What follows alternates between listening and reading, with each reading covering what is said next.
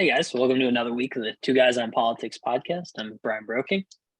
Welcome, my fellow Americans. This is Bill Lipinski, and we've got some news and comments for you right from the middle.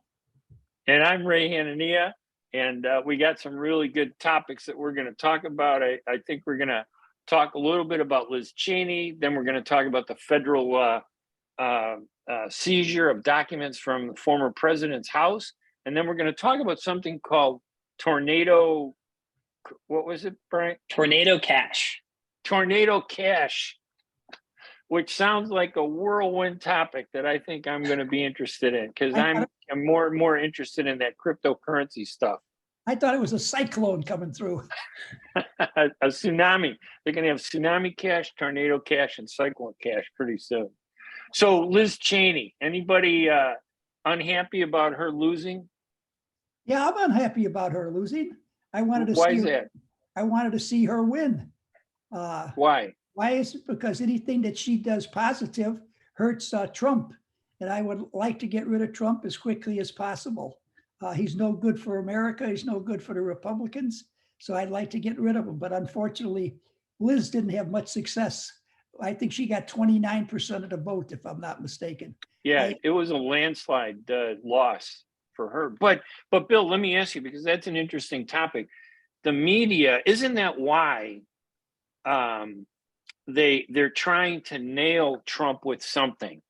Because the only way they're going to stop him is if they disqualify him as president, because I think they're so afraid of this next election that he will win hands down as a result of the disappointment that many people have in Joe Biden. You know, Biden is like a little bit like Ronald Reagan during his last year in office, but Biden doesn't have Nancy Reagan to run the White House the way Reagan did. I think this will be the last podcast I'm on with you, Hanania. What, I'm too radical? No, and I'm not saying I You favor said Trump. something negative about my man, Ron. That's the problem. Well, Ron was a great president, but toward the end, I mean, you know, he was 2 terms, but in the end, he was having some problems. I think they even admitted it later, you know, after, you know, a number of years later that he was having some serious problems, you know, toward the end there. Whatever But it looks like, so we can move on. well, I mean, listen, it's an important topic, but they want to keep Trump out because they got to indict him or convict him and prevent him from being president. That's the only way they're going to stop him. Brian, what do you think? Does Trump have any hope of winning an election? And Well, that theory? I think from the Liz Cheney election specifically, I think the thing that reigns true is don't bad talk Trump, because too many people identify with Trump. And you can kind of look back, you know, several years where at the very beginning of the Republican primaries, Trump had no stance. He had no position. He simply said radical things. People got excited and liked him, voted him in. He became president. But I think now it's hard to distinguish because when he did become president, he actually did adopt a lot of the policies that Republicans like, but he didn't get rid of kind of the name calling, those kind of things. So I think the issue is when it's hard to have that nuanced opinion of Trump. And the way Liz Cheney is doing it, she simply looks like she's saying, I'm not a Republican anymore, is essentially what she is saying. And that's why she got beaten in a landslide in Wyoming. I think at the end of the day, it's going to be hard to differentiate Trump from the platform of the Republican Party. And I think calling him out isn't the way to do it. I think the DeSantis route of, you know, appeasing him, not explicitly calling him out, and then paving your own path is the much better way to go if you want to be successful in the Republican Party. You know, there's a lot of talk that DeSantis might be his running mate for vice president. I don't think he would ever do that. I think he's tiptoed too carefully around creating his own image rather than, because that's the difference, right? DeSantis is his own entity. Liz Cheney is simply a name in reflection of Donald Trump. There's Donald Trump and her on the other side of the line. And that's why there's such stark opinions of her and why she got blown out. To Bill, go ahead. something I think that an awful lot of people do not understand is that many of the grievances that Donald Trump has talked about since he came on the scene were not ones that he made up, but they were ones that he got from the people. A large portion of his following had a number of problems with the federal government in what it has done to them, what it has not done for them, what they feel it has done for others and neglected them. Those feelings were out there.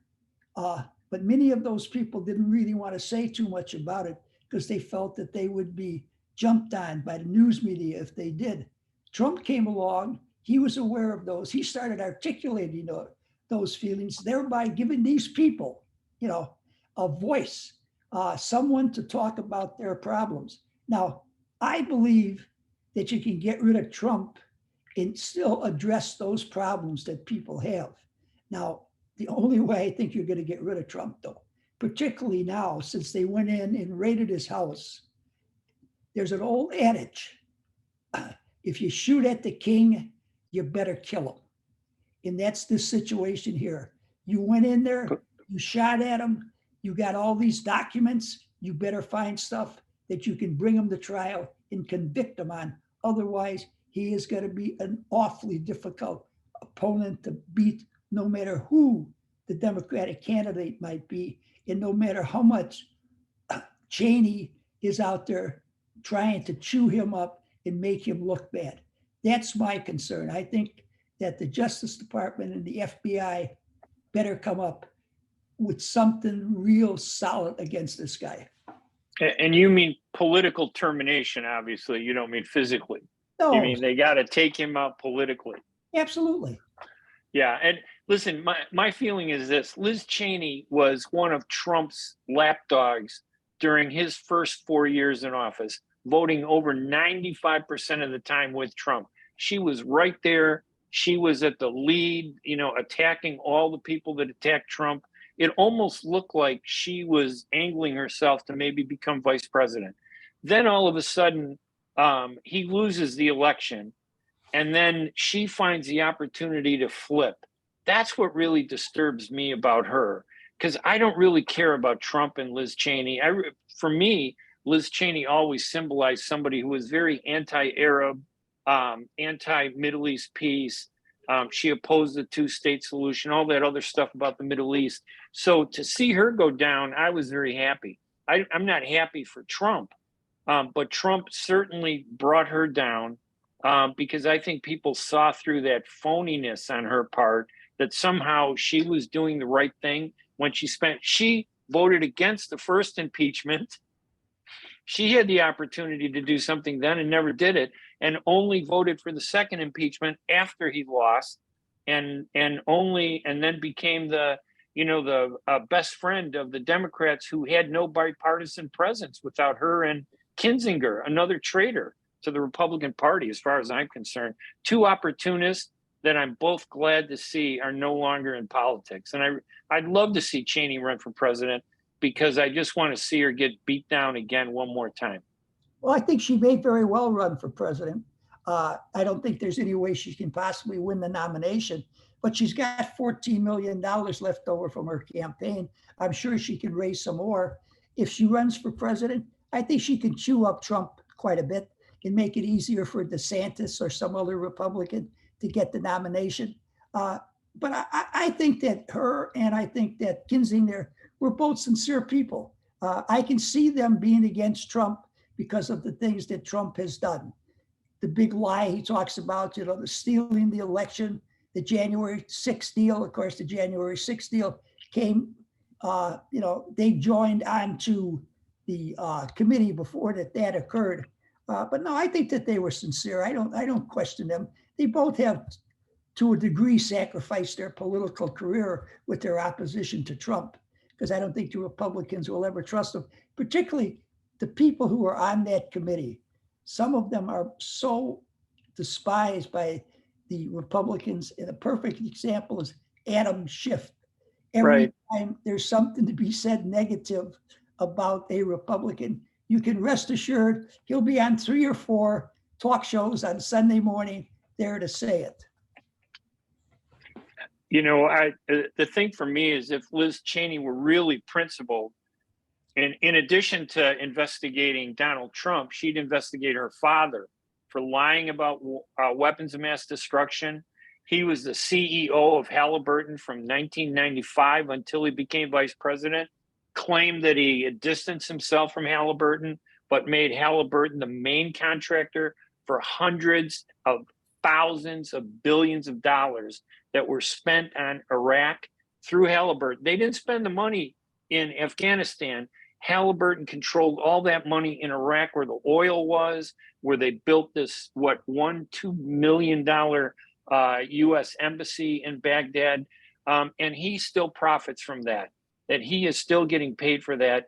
And to me, if this were all reversed, that would be under investigation today, but it never was. So to me, when we talk about the Cheneys, I don't see American patriots. I see people who exploited their opportunity in this country. And if they want to be opportunists, great. But she does not symbolize what I think is the best of America. I didn't say she symbolized what was best. I simply said, no, I'm not accusing you of that. I'm just saying going after Trump. I don't think she did it well, she may have done it hoping that she would ultimately become a presidential candidate, but that if you have any election knowledge, that wasn't going to work out for her. If you want to, because you're such a big fan of the Cheneys, you want me to tell you a quick story? Yes. Okay. Here we go back to before we marched in Iraq. Okay, Cheney, just a second, Secretary Rumsfeld, Donald Rumsfeld, right? Yeah. And General Powell. Okay, it was announced by the White House, Bush, that they would come around and talk to congressmen and tell congressmen why we had to go into Iraq, find those weapons of mass destruction, and get rid of him so that people would have democracy. So I go to a meeting. There's 7 other members of Congress there. They said, now listen, we're going to explain everything to you. And when we finish, then we'll take any question that you want. So they talked for 25, 30 minutes. And then they said, okay, are there any questions? So I looked around, nobody asked a question. I put my hand up. And Cheney, your buddy, says, yes, Congressman Lipinski. I said, could you explain to me why, when we pushed Saddam Hussein out of Kuwait, we didn't just keep on rolling, and find the weapons of mass destruction, bring democracy to Iraq? I says, we didn't do that. Now all of a sudden, we got to go back and do it again. I says, can you explain to me why that is the situation? And he said to me, I'm really sorry, Congressman, but our time is up for the day. We have to go. And out the door they went. That's my story about a Cheney. Yeah, that doesn't make Cheney look good. Okay, I thank you for voting against the invasion of Iraq, because at the time I think it was pretty clear that was more about politics than fighting Al Qaeda or responding to September 11th. Brian, does any of that make sense to you? That you're younger, and obviously, but some of the stuff that you just heard about all this past and everything with them, does that ring a bell, or is that irrelevant? I mean, we're out of Afghanistan now. We have new problems. I frankly don't care. We need to move on here. We're in the we're in the 2020s. That happened when I was 5 years old. It's gone now. We can't do anything about it. I said it was just yesterday, wasn't it, Ray? No. Yeah, it seems like yesterday to me. I don't know. Decades ago at this point. Well, this walks us into the next topic, which is the Justice Department, which really I thought was kind of unprecedented. And the FBI, I think they broke down the door to get into his former President Trump Mar-a-Lago estate down in Florida. You heard that on Fox? I haven't heard that else. I've been listening to conservative media over the last few months, because I just don't feel I'm getting the truth from the liberal media. And like I said before, I think the media and the Democrats have only one option to stop Trump, and that's they got to put him behind bars before the election. Otherwise, they fear he's going to be the next president. But what about that? Either of you, about going to a former president's house and never releasing the affidavit that explains what it is you're looking for, why you're doing it, and why you justify it. Trump has that. He can release it anytime he wants to release it. Well, didn't he sign the like release waivers and it still hasn't been released? I don't know. I was under the impression that his attorney has a copy of that, from what I have been told, even by CNN. So they can release it anytime that they want to release it. And I bet they would do an investigation quicker than they did to find out who released the majority report on Roe versus Wade in the Supreme Court, to find out that Trump did it, so they could charge him with some federal crime. I bet. I think they're still investigating that, just in case they need to pin it on Trump. Listen, when they investigated Trump, they put out a dossier that they said was completely true, that turned out to be completely fabricated when we look back at it today. And the left, I think they hurt themselves by doing what they're doing. They're taking this power that they have with the media backing to do all these things that I don't think in any circumstance other than this, that they would actually support. And I think people see that. And Bill, you remember, we were at City Hall when Jane Byrne was mayor, and there was a young man who was not prepared to be the mayor. He wasn't articulate at the time. He didn't have the backing at the time, but she martyred him. She made him a victim. She made it about him and his personality rather than about his political strength and qualifications. And he eventually became mayor, who lasted 22 years. I think they're doing the exact same thing to Trump. And I think whether I like Trump or not, it's out of my hands. This guy is going to be the next president because of what they're doing to him. Well, I think this whole scenario has turned into the boy who cried wolf.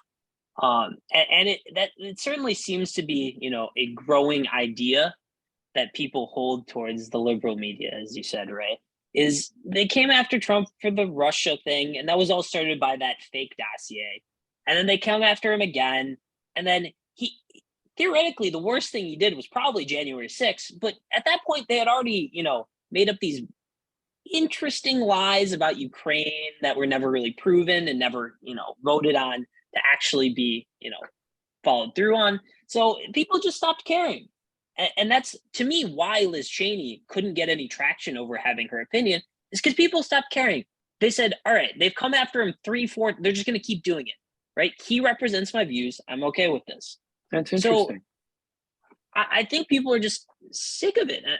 I think, that whole comment where, he could shoot someone on Main Street or, right in the middle of downtown New York, and everyone would say, what that guy do? That's where we're at this point. He can be fine.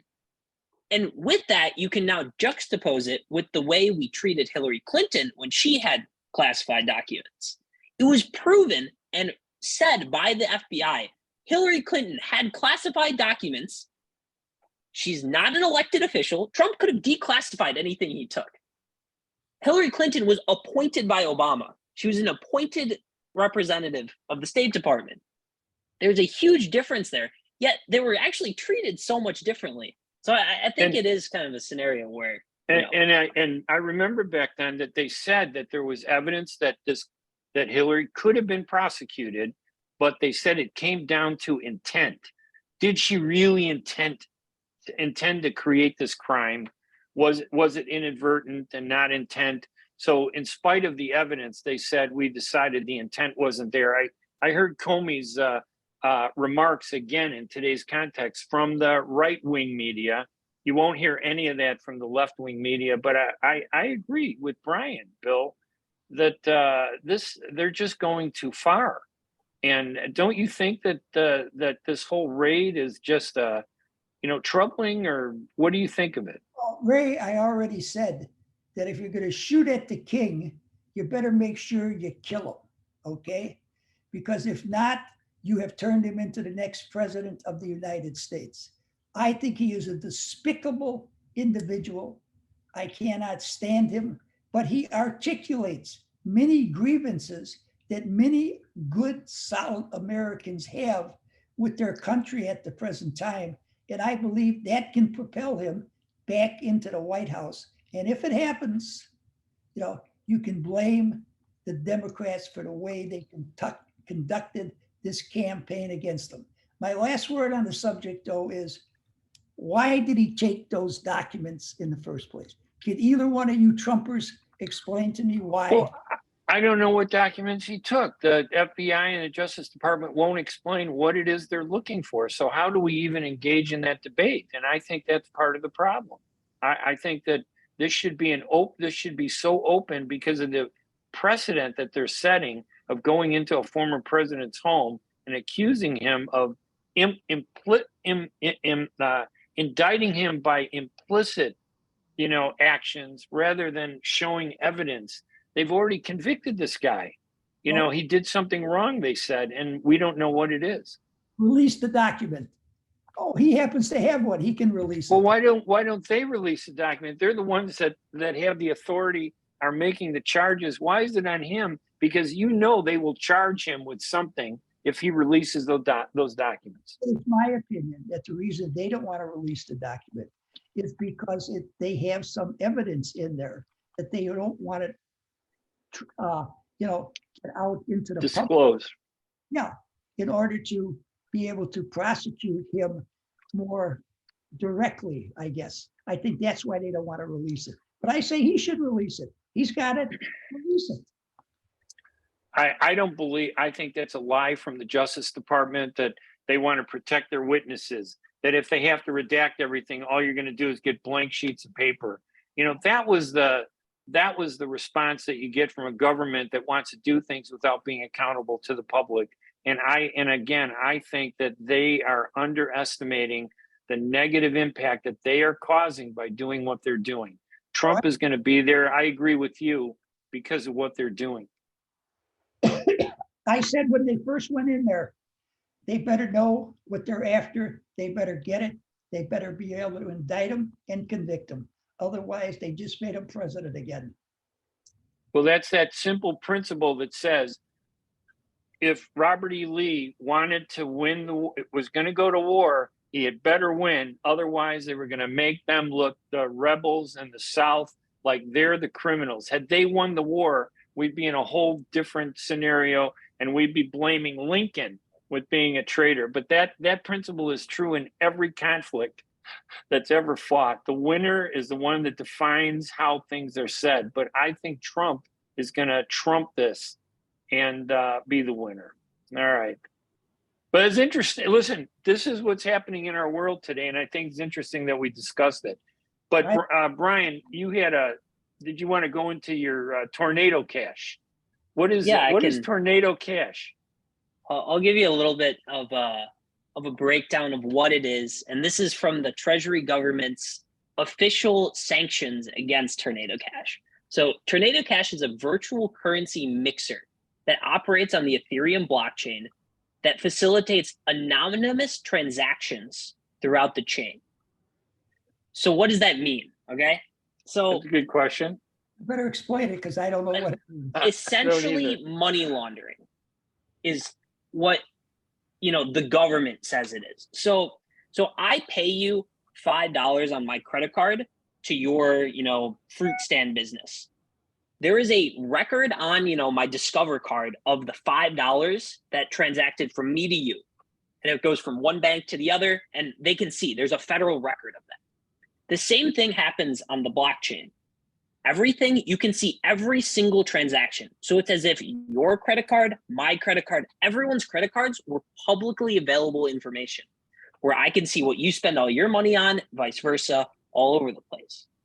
So what Tornado Cash tries to do is take your transactions, your purchase at, the fruit stand, my purchase at Apple, and mix them together so we don't know who bought what.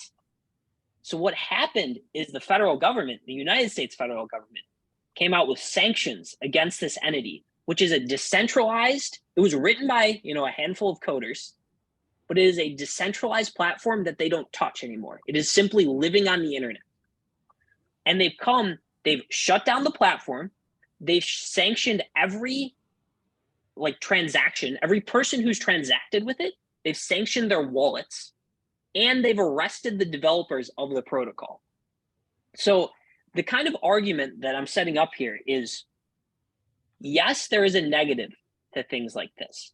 There is obvious money laundering. Whenever there's a hack, whenever there's some kind of stealing going on in crypto, the money is laundered through Tornado Cash. But at the same time, there is no privacy on the blockchain. Everyone gets to see what everyone else does. And I think the value of privacy is greater than the downside of the money laundering that will happen anyways. So I'm making the argument that we should have things like Tornado Cash. But I don't know, how do you guys feel about privacy of, financial transactions and such stuff like that? Well, the concern I have, and it may sound like it contradicts the arguments that I've already made about not trusting the government, is that when I make a transaction, I want it to be completely private.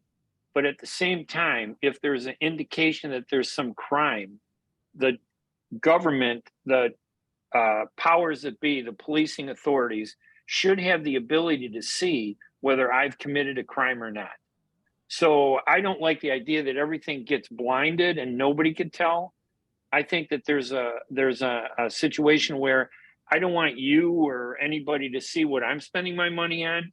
But if the government needed to find out, is he buying drugs? Is he doing something illegal? They should have an easy way to get in there and see that.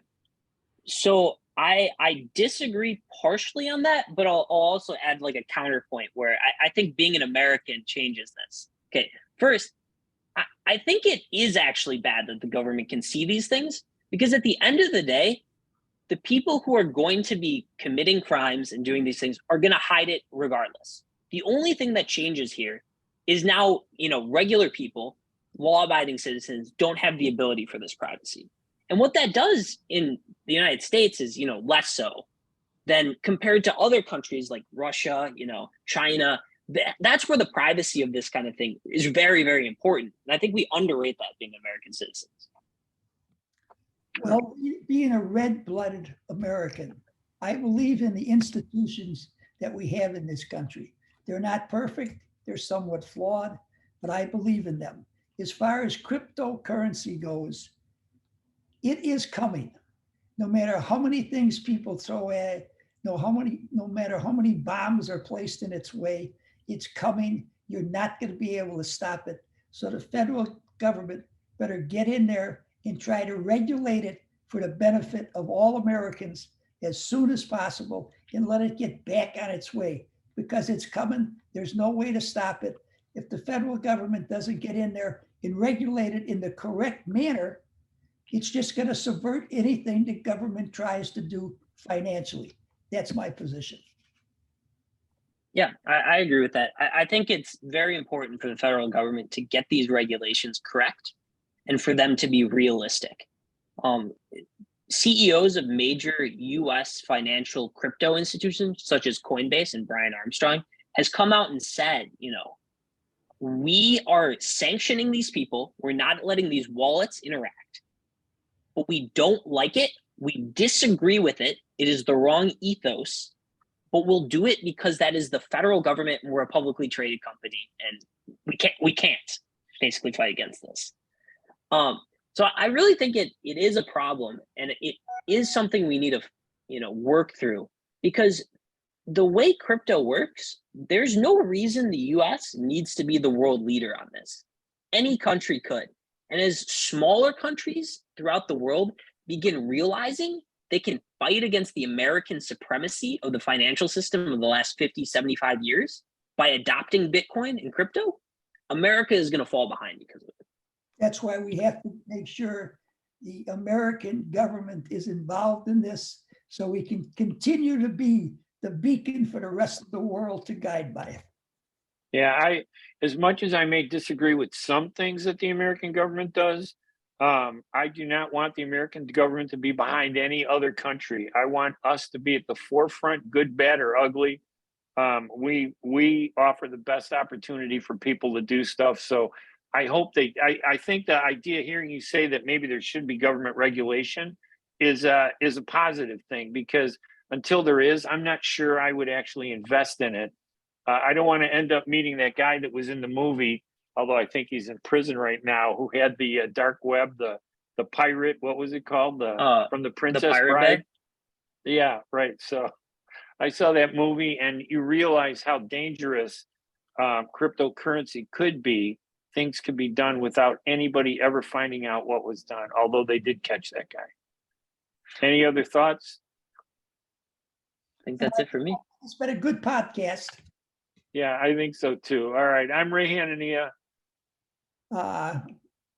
Until next time, thanks for listening, particularly you, Jack Armstrong. This is Bill Lipinski, a fellow American. Thanks, guys. Have a good week.